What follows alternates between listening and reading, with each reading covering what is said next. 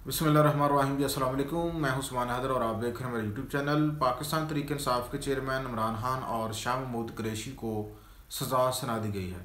जी हाँ, सज़ा सुनाई गई है। जो अडाला जेल में ट्रायल चल रहा था ऑफिशियल सीक्रेट एक्ट के तहत, साइफर केस का, ऑफिशियल सीक्रेट एक्ट के तहत इस केस में सज़ा सुनाई गई है इमरान खान साहब और शाह महमूद कुरैशी को। कितनी? 10-10 साल। ये ऑफिशियल सीक्रेट एक्ट वही है जिसमें सदर पाकिस्तान के भी सिग्नेचर नहीं लिए गए थे।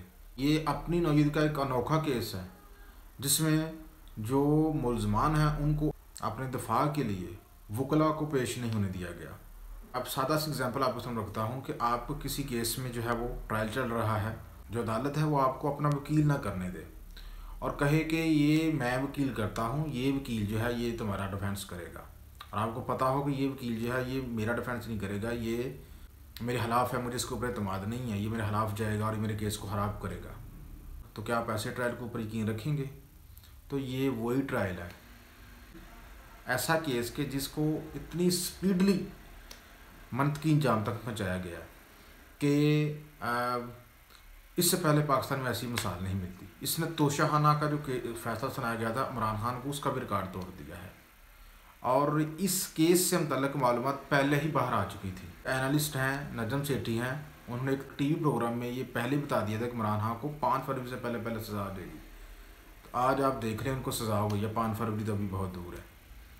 मकसद ये था कि जो इलेक्शन है, इलेक्शन से पहले इमरान खान को सज़ा सुनानी है कि कहीं उनकी ज़मानत ना हो जाए। ये वही केस है, ये भी आप जहन में रखें कि जिस केस को इस्लामाबाद हाई कोर्ट पहले ही 2 दफ़ा कालदम करा चुकी है और वो कह चुकी है कि भाई ये जो आप ट्रायल कर रहे हैं ये ओपन ट्रायल होना चाहिए।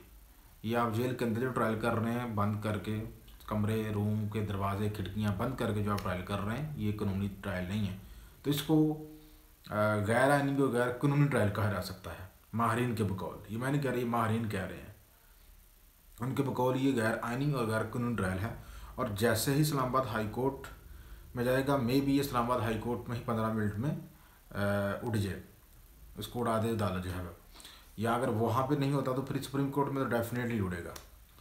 तो असल मकसद जो था वो ये था कि 8 फरवरी से पहले ये काम करना है, सज़ा सुनानी है इमरान खान को और शाह महमूद कुरैशी को। उसकी वजह भी आप सुन लें, उसकी वजह क्या हो सकती है। देखो, उसकी वजह ये है कि जो वोटर है उसको मायूस करना है, उसको फ्रस्ट्रेट करना है, उसको ये, ताकि वो मायूस हो जाए इस निज़ाम से, वो मायूस हो जाए, 8 फरवरी को बाहर ही ना निकले और वोट ही ना कॉन्टेस्ट करे। तो पाकिस्तान के लोगों का अब ये फ़र्ज़ है, वोटर्स का ये फ़र्ज़ है कि वो 8 फरवरी को लाजमी बाहर निकले। अब जिसने नहीं बाहर निकलना था वो भी अब बाहर निकले और वोट कास्ट करे लाजमी। वोट जो है यही आपकी एक ताकत रहेगी अब, और आपके पास कोई ताकत नहीं रहेगी। तो इस केस के फैसले के बाद इमरान खान का जो पैगाम आया है वो भी आप सुन लें। उन्होंने क्या कहा? उन्होंने अपने पैगाम में इस सारे फैसले को समझा दिया है। उन्होंने कहा है कि मेरे पाकिस्तानियों, जैसा कि आपको पहले ही मालूम है कि इस फैसले को इस्लामाबाद हाई कोर्ट पहले ही कालअदम करार दे चुकी है 2 दफ़ा और मुझे सुप्रीम कोर्ट से भी ज़मानत मिल चुकी है। लेकिन ये तमाम कानून को, आइन और कानून को साइड पर रख के ये हर सूरत इस फैसले को, मतलब इसके मंतकी अंजाम तक पहुंचाना चाहते हैं। और जो अहम खुलासा उन्होंने कहा, मैं खुलासा आपको बता देता हूँ। उन्होंने कहा कि इसका मकसद सिर्फ एक ही है, इलेक्शन से पहले जो फैसला आया है इसका मकसद सिर्फ ये है ताकि आप दोबारा से सड़कों पर निकलें और दोबारा से हालात जो है वो तसादम की तरफ जाएँ, और दूसरा जिससे रियासत को आपको दबाने में दोबारा से मदद मिल सके। और दूसरी जो अहम चीज़ उन्होंने वो ये कहना चाहते हैं कि ये आपको 8 फरवरी से पहले ये फ़ैसला आने का मकसद भी यही है, इलेक्शन से पहले आने का मकसद ये है किसी तरीके से आप इस सारे मामले से मायूस हो जाए, आप 8 फरवरी से मायूस हो जाए और आप जो है वो बाहर ना निकलें 8 फरवरी को वोट कास्ट करने के लिए।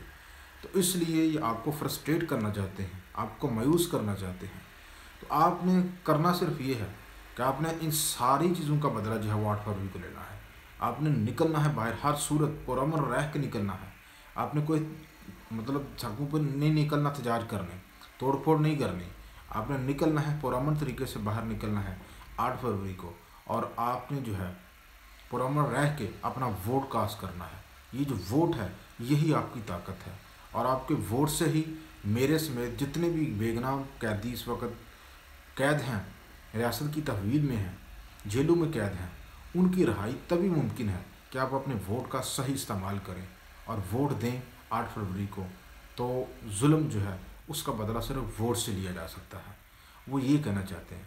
तो इनडायरेक्टली जो है पाकिस्तानी हो, आपको ये भी जहन में रखना होगा कि बिल्कुल ये इलेक्शन से पहले फैसला आने का मकसद ये है कि आप दोबारा से इश्तिहाल में आएँ, दोबारा से मामला जो है वो खराबी की तरफ जाएँ, या तो इलेक्शन मुलतवी कर दिए जाएँ, या फिर दोबारा से आपके खिलाफ जो पहली जैसे 9 मई के बाद आपके खिलाफ ऑपरेशन शुरू हुआ वो दोबारा से आपके साथ ऑपरेशन शुरू हो जाए।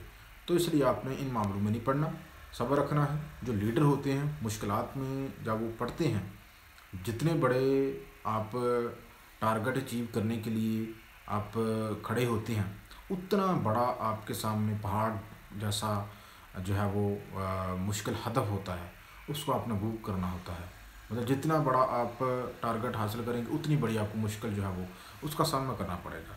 तो इसलिए आप पुरअमन रहें। ये रियासत जो है ये हमारी अपनी है, ये जितनी भी तनसीबात हैं रियासत की ये सारी हमारी अपनी हैं। पुरअमन रहें, कोई तशद्दुद की तरफ न जाएं। पुरअमन तरीका है सिर्फ वोट के ज़रिए आप तब्दीली ला सकते हैं, और यहाँ पर कोई तरीका नहीं है। तो वीडियो अच्छी लगे तो लाजमी लाइक कर दीजिएगा, चैनल को सब्सक्राइब कर दीजिएगा। खुदा हाफिज़।